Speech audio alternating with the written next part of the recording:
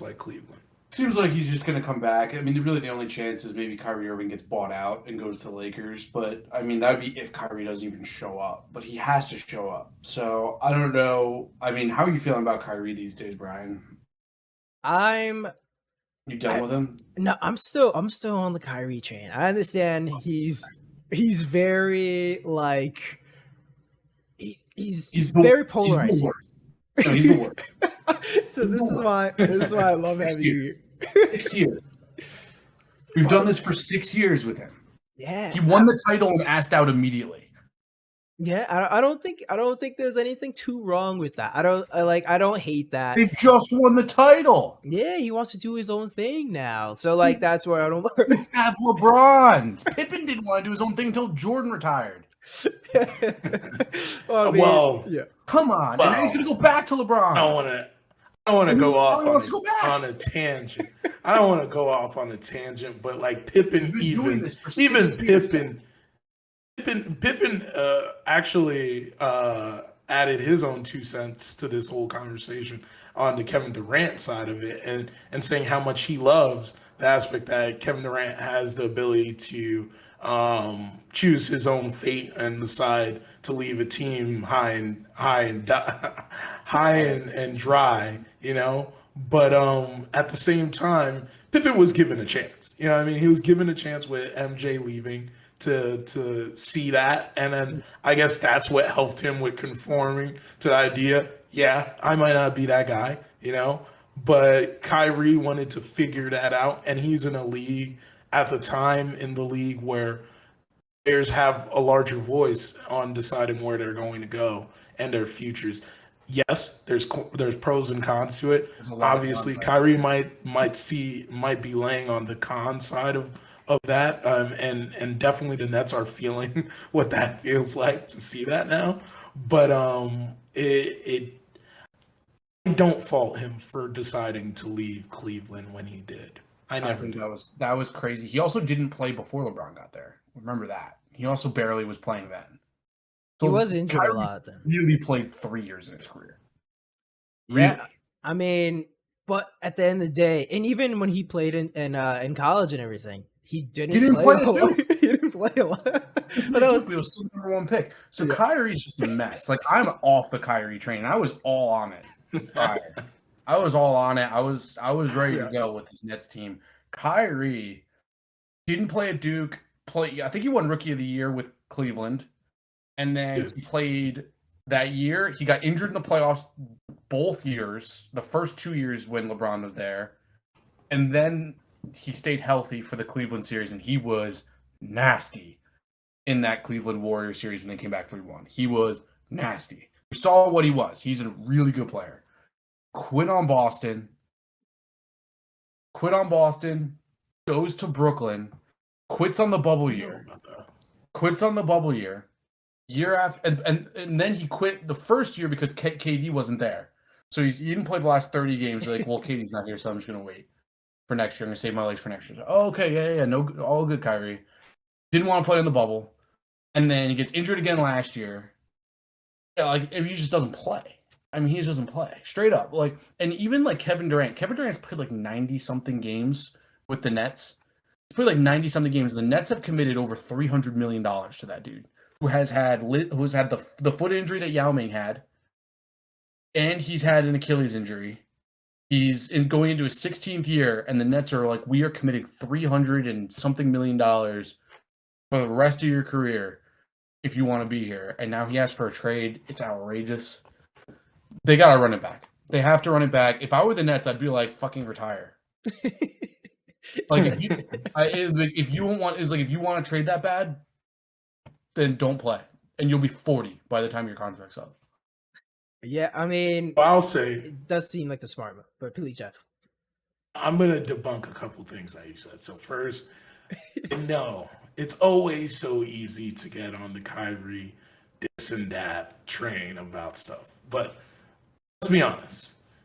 Kyrie before this season and that season that he got injured in 2019. Consistently got close to around 60 games in his career. The lowest, actually, if you discount this season, because that's the outlier, right? We can't But if I don't want to hear that. But I mean, like for the conversation, for the sake of conversation, and talking about not a global pandemic that's deciding your fate. Take into account every other year before that. Only season, the lowest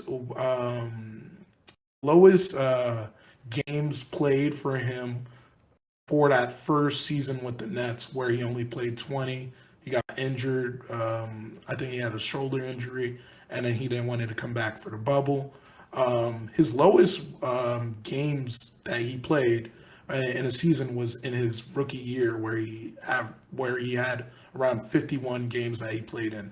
Then from there, he was at 59, 71, 75, 53, 72, 60, 67. So it's not like he's never on the floor. I think that some of these numbers are actually better than, if we're going to be honest, than Kawhi Leonard, who was at a point in his career a guy that had a similar track of people asking, hey, this guy can't stay on the court. This guy doesn't want to be on the court. And people were questioning. I think we forget about that period of when people question if Kawhi Leonard actually even wants to be on the floor with his team, and he forced his way out of the Spurs. He did it in a way that was so quiet, which in turn has not affected his career long term because of how he did it. But Kyrie is anything but quiet. So I think that's where we see the issues and the differences of between those two situations. Second thing I would say about the whole Kyrie. Would you say that he is available or more available than he is available, or more unavailable than he is available in his last 6? Yes or no?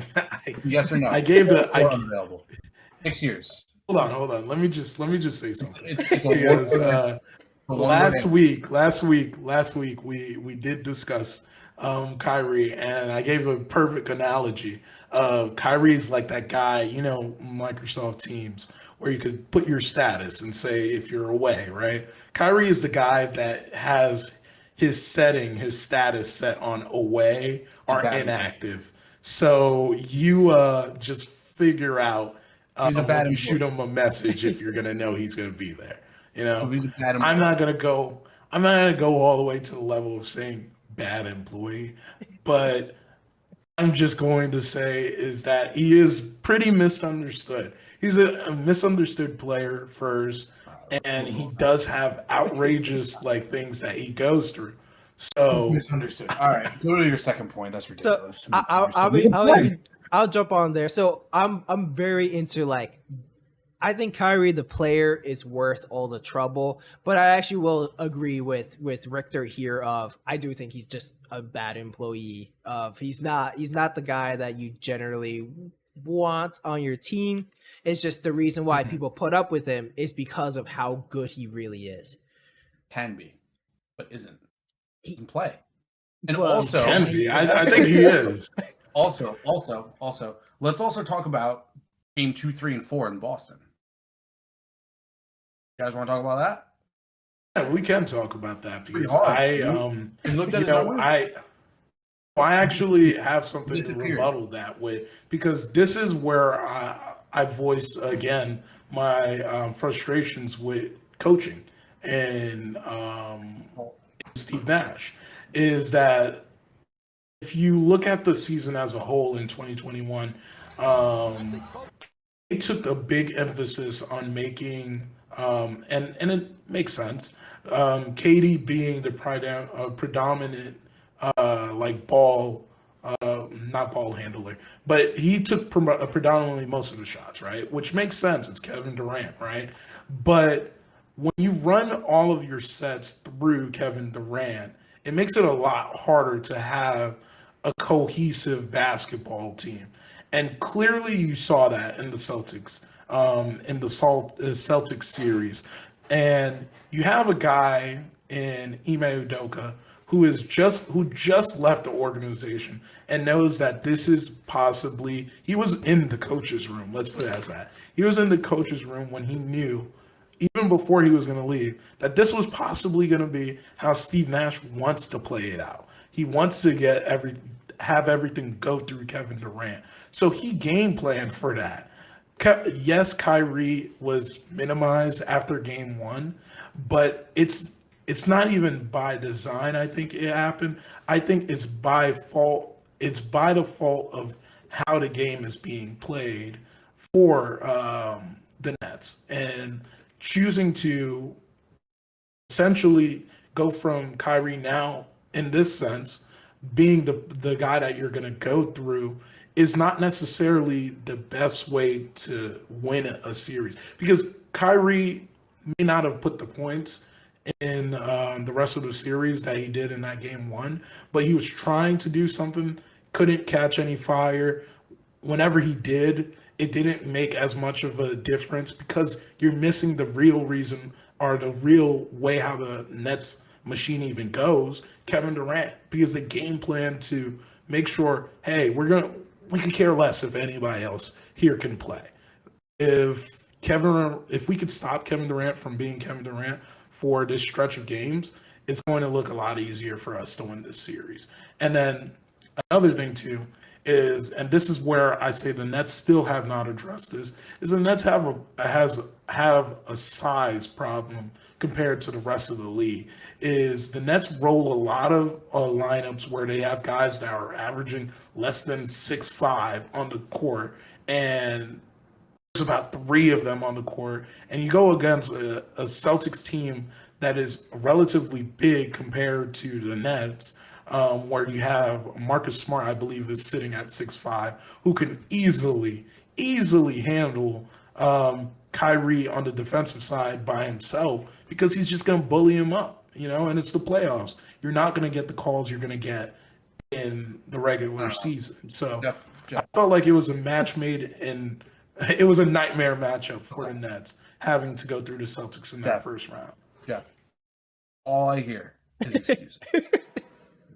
That nothing is Kyrie's fault. It's Steve Nash's fault. It was a bad matchup, and it was a bad matchup. I don't care. Don't care. Put up 60 on the Magic on 9 days rest. Don't care. You shot 30% in game 2, 3, and 4.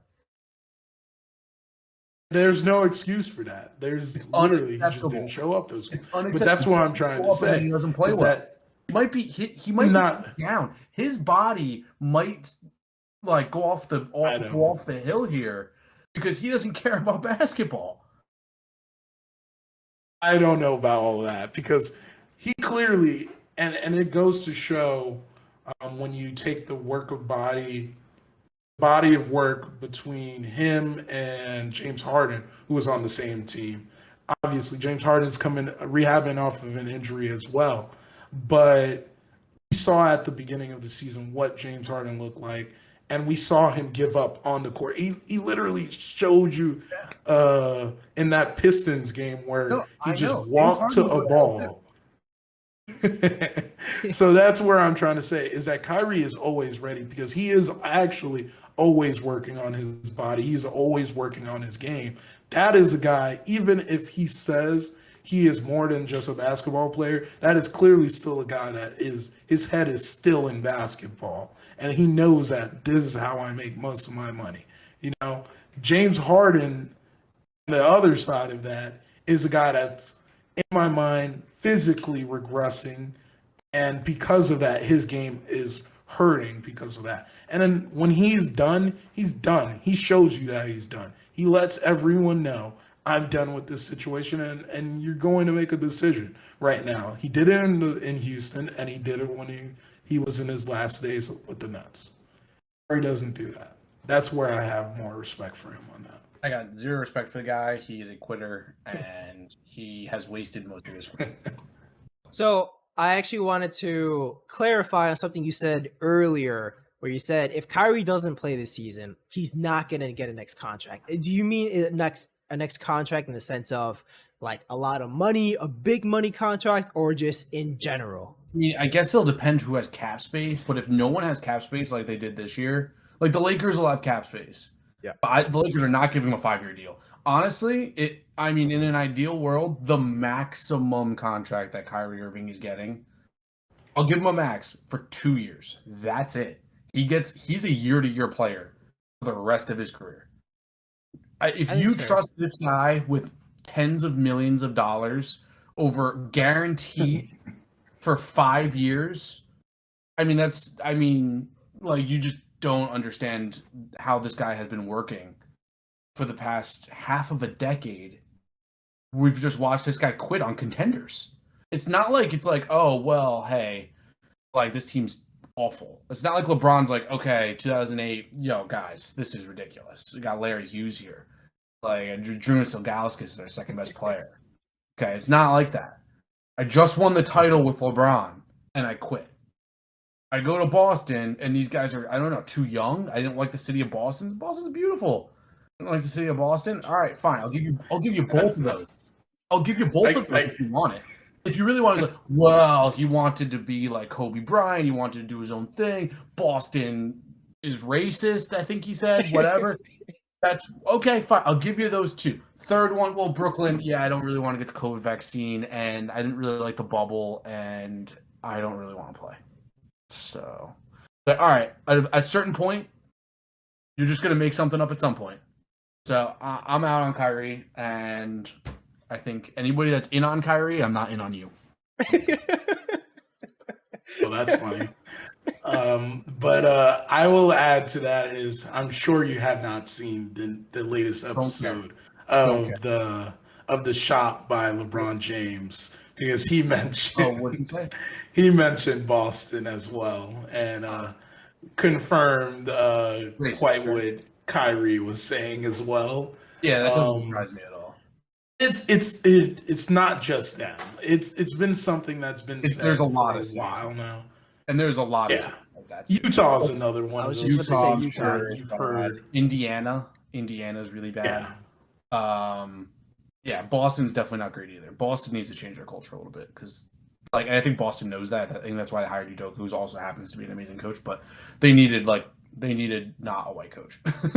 Yeah, Something that wasn't white. Like this is it's ridiculous. Well, they had Doc Rivers, but that's what I don't think there's changing that. Is what I don't would know say. I know it sounds wild to say it like that. I go there all the time, and the people there, they're all hammered like all the time. Like it's an interesting area. It's an interesting area, but that's where I'm at on Kyrie. I don't know. I don't know what to do with Kevin Durant either. Like you can't trade him to Phoenix now because the Ayton thing. I wouldn't have done it anyway. Honestly, I wouldn't have taken Ayton anyway. yeah. I wanted to Wouldn't ask either. in the sense of like that package that was being brought up of Aiton. I know there was a report to Mikal Bridges not even being offered, but if he was in the offer with like Cam Johnson and all that and the picks, you would not do that at all. No, I want the Pelicans trade with the Lakers picks. That's what I want. I wanted Zion instead of Ingram personally. If I was Brooklyn, go Zion, get the picks, and get the Lakers picks. I want the Lakers picks. The Lakers picks are unprotected, and they are going to be horrible. Yeah, and then after even this year, they might be bad. But after this year, and if they get Kyrie this year, then okay, then they're title contenders. But then next year, and I gotta just say, I did 2K franchise, and I put Kyrie on the Lakers. This coming season, I put Kyrie on the Lakers. I gave Kyrie a full max 5-year deal. Signed it day of. Yeah, he signed it immediately. And then I have LeBron and AD, and they cannot field a roster. Everyone else is for the minimum. I have a mid-level exception that I split between Cody Martin, the backup 2 guard for either Charlotte or Miami. They're the Twins. I don't know which one is which. Miami. It's Miami. The Miami backup 2, and Gary Clark, who's like a stretch 4. That's it. No. Sorry, Boogie Cousins. I got I got Kyrie, LeBron, Boogie Cousins. Like they can't fill the roster. So like, point is like Austin Rivers is gonna be starting at the 2 if they get Kyrie. Austin Reeves. I've been there. Austin Rivers. Austin Reeves is starting at the 2. Like that's just what it is. So I guess the trade for the Suns. I'm actually surprised that the Suns matched the offer.